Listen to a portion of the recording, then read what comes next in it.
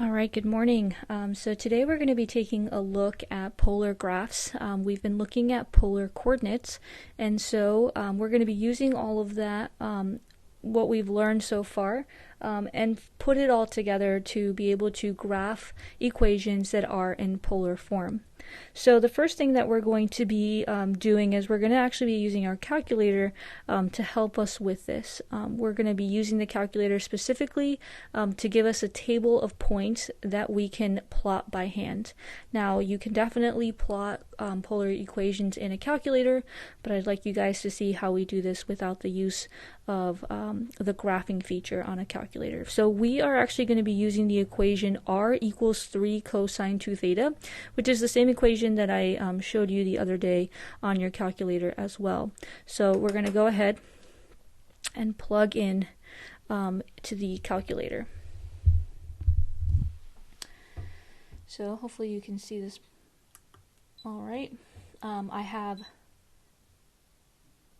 let me just focus it a little bit. There we go. So I have r equals 3 cosine of 2 theta. All right, so what I want to do is a couple things. I want to make sure that I'm in the right mode. All right, so we are actually going to be using degree mode, and that's because in the table, when we are reading all of the angles, remember coordinates are made up of a radius and an angle. I don't want to get all the messy decimals that radians in a calculator gives me. So instead, I want it to be a little bit more readable, and so I'm going to use degrees. So make sure your calculator is in degree mode, and make sure it's also in polar mode. All right, so I'm going to go back to my y equals so we can see the graph. And if I take a look at the, if you're curious to see what the graph is going to look like, you need to fix your window first. So go ahead and click on Window. And you're going to notice one thing that's a little bit different. The other day when we graphed this, we had 0 to 2 pi, and we had 2 pi because we were in radians, but now we're in degrees. So we need to make sure that we have 0 to 360 degrees. Previously, we had a theta step of 0.1. We definitely don't want the calculator to graph every single 0.1 degrees. It's going to take a long time. Instead, I'll get a pretty accurate picture if I just ask the calculator to graph a point every 10 degrees. So let's go ahead and change theta step to 10. The rest you can keep the same. Our x min and max, as well as our y min and max, can be -6 and +6. So I'm going to go ahead and graph, and that is the graph that we get. Keep in mind, this is actually a little bit skewed, so when we graph this on by hand on paper, it's not going to look as stretched as it does right now. All right, let's get to the real reason that we're using the calculator, and that is for the table feature. So I'm going to go ahead and choose second window, which is the table settings. And what I want is I want the table of values to start at 0 degrees.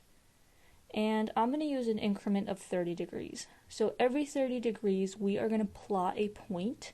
And that's enough to give us a pretty accurate picture of what this polar graph looks like. So now I'm going to use the table feature, which is behind graphs. I'm going to do second table.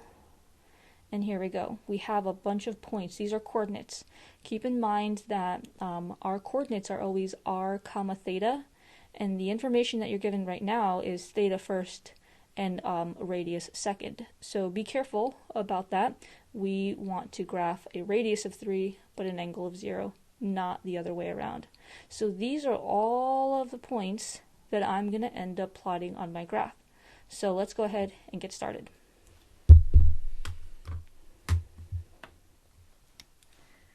One thing that I've done is I've taken the graph paper, or the polar graph paper that we have, and because we're in degree mode, I've changed every increment of 30 degrees to degrees instead of radians. Feel free to do that as well, or you can find polar graph paper that's already in degrees. If you want to do that, you can find that online, and if you have a printer, feel free to print it that way. So let's go ahead and get started. My first point is at 0 degrees, but with a radius of 3. So I have 0 degrees and a radius of 3. All right, my next point, I'll read it off to you because I know it's a little bit difficult for you to see, but at 30 degrees, we have a radius of 1.5. So 30 degrees is right here, my radius of 1.5. I'm going to go ahead and estimate it's going to be halfway between 1 and 2.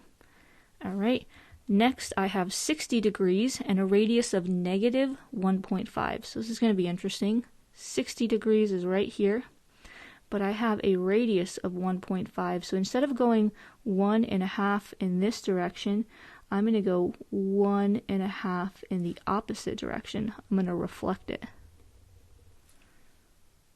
Next, I have 90 degrees, which is right here, and a radius of negative 3. So I'm going to use the same process that I just did. Instead of going up 1, 2, and 3, I'm going to use the reflection. I'm going to go down 1, 2, and 3. Next, I have 120 degrees and a radius of negative 1.5. 120 degrees is right here. And again, because my radius is negative, I'm not going to go up 1.5. Instead, I'm going to reflect. I'm going to go in the opposite direction. So at 120 degrees, let's follow that line. Let's follow its reflection. I'm going to go 1.5. All right. At 150 degrees, which is right here, I have a radius of positive 1.5, so that one works out just the way we want it. 1.5 is right about there. At 180 degrees, we have a radius of 3, so 1, 2, 3. At 210 degrees, I have a radius of 1.5, so 210 is right here. I'm going to go 1.5. All right. At this point, you might want to start connecting some of your points because it might get a little bit confusing towards the end, about where you should go from each point. So we started right here. Remember, this is a curve. So I went to that point, and then next we actually went to this point.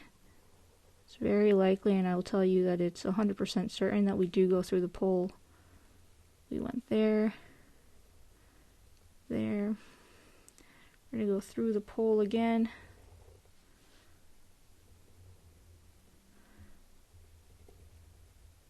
All right, starting to look like what we saw on our calculator, so that's a good sign. Next, I'm going to 240 degrees, which is right here along this line, but I have a radius of negative 1.5, so instead of going 1.5 on 240 degrees, I'm going to follow this line, and I am going to use the reflection. So I'm going to go 1.5 on the opposite side.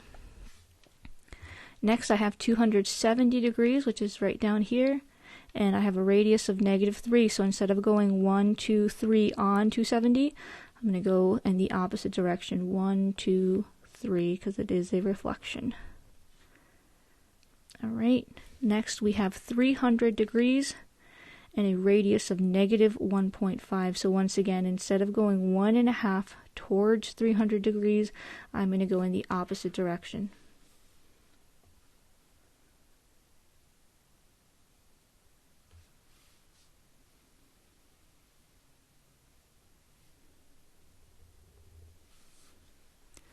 Next, I have 330 degrees, which is right here, and I have a radius of 1.5, so I'm going to go out 1.5. And my last point is 360 degrees with a radius of 3, and that brings us right back to our start point. So I'm going to go ahead and keep connecting these points. So I stopped right here. I'm going to go through the pole.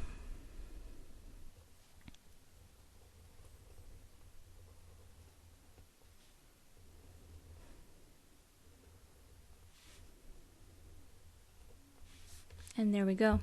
We have just graphed a polar equation, and we can see that this is very similar to the equation that we got in our calculator. And that's all there is to it. You just have to find the points. I would suggest doing it in degrees, but you can certainly do it in radians if you prefer. And along the way, just make sure that you are connecting those points so that you don't lose the shape of your graph.